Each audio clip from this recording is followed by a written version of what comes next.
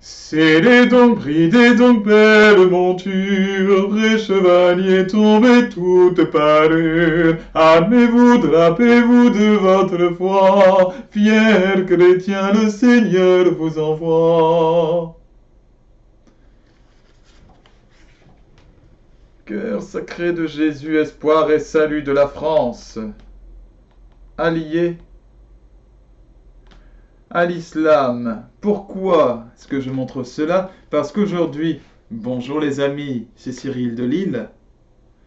Je vais vous parler de l'émir Abdelkader, saint musulman. Étant donné que ce n'est pas un sujet que je connais sur le bout des doigts, j'ai mon petit pense-bête. L'émir Abdelkader, qui est-il? Il est un émir né en 1808 dans une famille chérifienne, c'est-à-dire qui descend directement de la famille de Mahomet, considéré comme le prophète, issu d'une famille de lettrés respectés.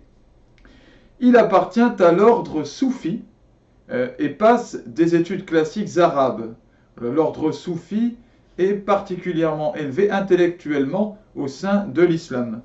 Ces études classiques arabes se composent donc du Coran, des hadiths, mais aussi de la géométrie, les mathématiques, les sciences physiques, l'astronomie, la politique, l'histoire et la philosophie.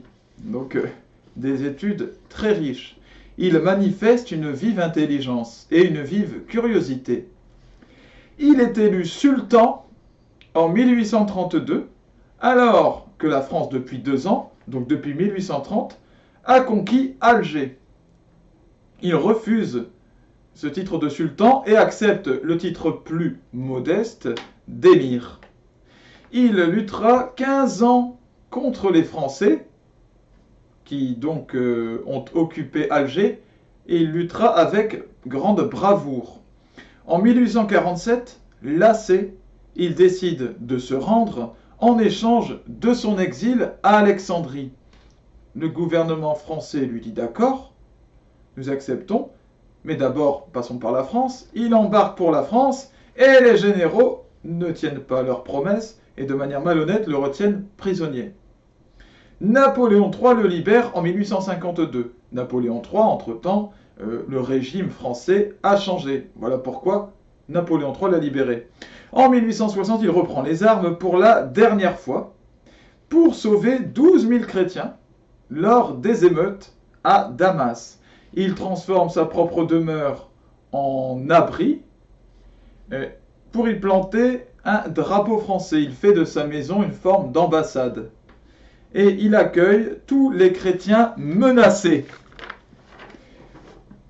Il écrit lui-même, alors là je cite ce qu'a écrit l'émir Abdelkader, « Ce que nous avons fait de bien avec les chrétiens, nous nous devions de le faire, par fidélité à la foi musulmane, et pour respecter les droits de l'humanité. Car toutes les créatures sont la famille de Dieu, et les plus aimés de Dieu sont ceux qui sont les plus utiles à sa famille. » Pour ce geste, il sera élevé à la dignité de grand croix de la Légion d'honneur.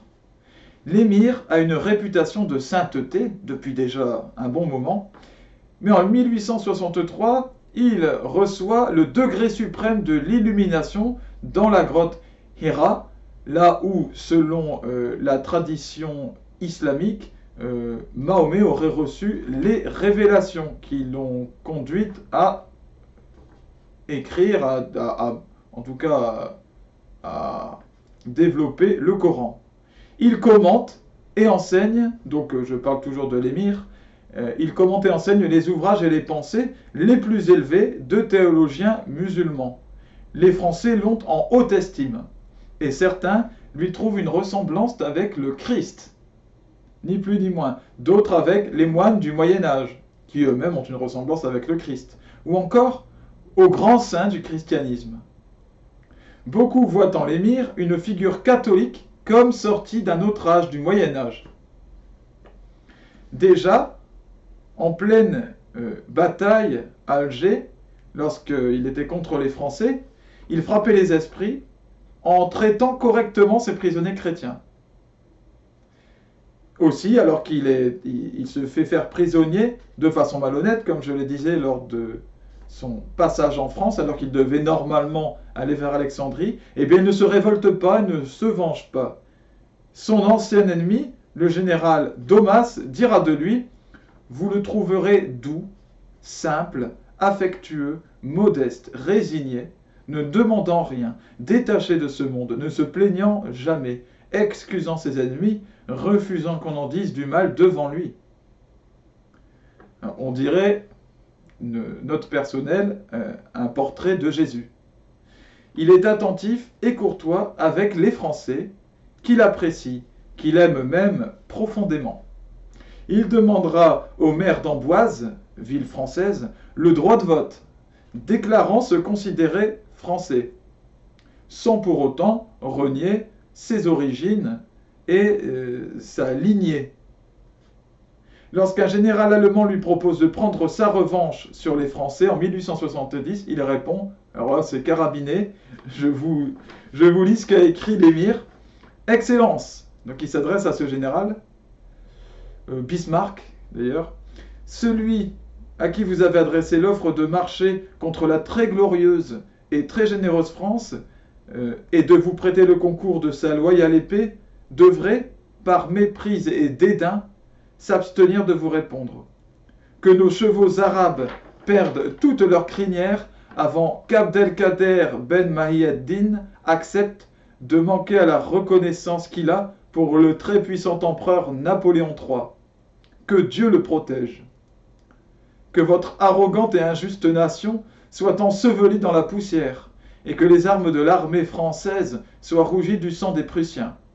Que leur orgueil soit puni. Alors là, on dirait une parole de l'Ancien Testament.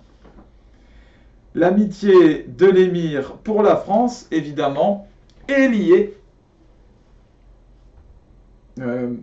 Son amitié pour la France et pour le christianisme, en particulier, est liée à sa sainteté, évidemment, à son chemin vers Dieu. Si je vous parle de l'émir, c'est parce que nous avons là une preuve qu'il y a un chemin de sainteté possible pour le musulman à travers l'islam, qui rejoignent le Dieu unique, qui est celui aussi des catholiques. Voilà, et celui de tous les hommes droits et intègres.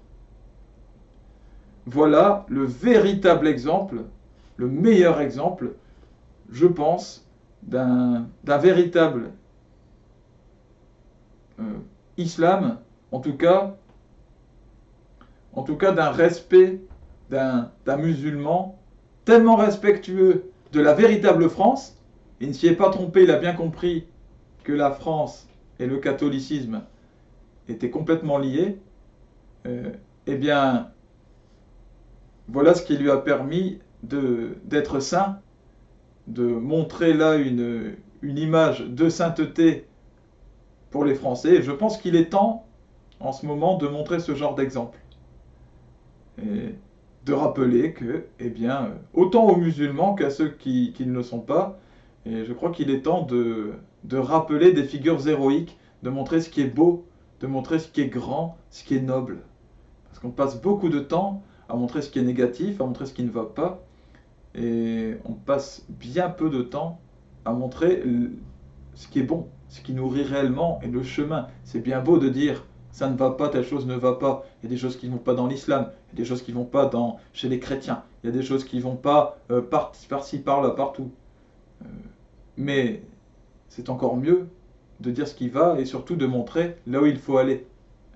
Voilà, c'est ce que j'ai voulu faire et j'espère que vous en serez touchés, que cela vous permettra d'avancer sur la voie de sainteté qui mène à Jésus-Christ, au christianisme, à sa très sainte Église, que nous soyons tous dans la paix, dans l'amour, dans la joie, musulmans, chrétiens de tous bords, juifs, et tous les autres, toutes les créatures de Dieu, puisque l'émir lui-même disait qu'il fallait la paix entre toutes les créatures de Dieu. À bientôt les amis, et que le Seigneur vous bénisse.